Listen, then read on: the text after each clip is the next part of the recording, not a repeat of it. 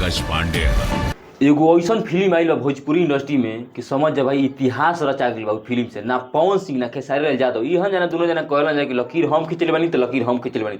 तो ऐसन बात नहीं के भैया, भोजपुरी इंडस्ट्री के लेजेंड कलाकार रवि किशन, हाँ भाई रवि किशन एगो बहुत ही लाजवाब खतरनाक फिल्म आइल बा जौन फिल्म के नाम हो महादेव के गोरखपुर।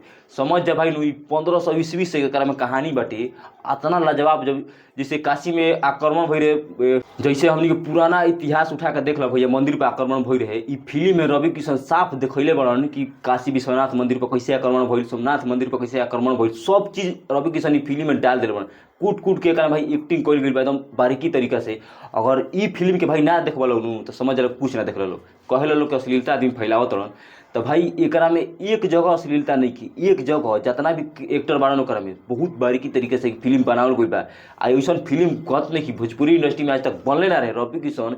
आ भाई फिल्म के जान रेटिंग 9.8 बाटे। ना साउथ ना बॉलीवुड कोनो फिल्म नहीं की, सब फिल्म के टक्कर देता जौन रवि किशन के फिल्म है भाई। एक बार जरूर देखल हॉल में, खास की भोजपुरी के जितना भी सुपरस्टार बाड़न सब ई फिल्म के प्रचार कैले बाड़न, सब अपन स्टोरी पर लगेले बड़े फिल्म। भाई फिल्म वाकई में बहुत मस्त बा, टक्कर देता। पहले दिन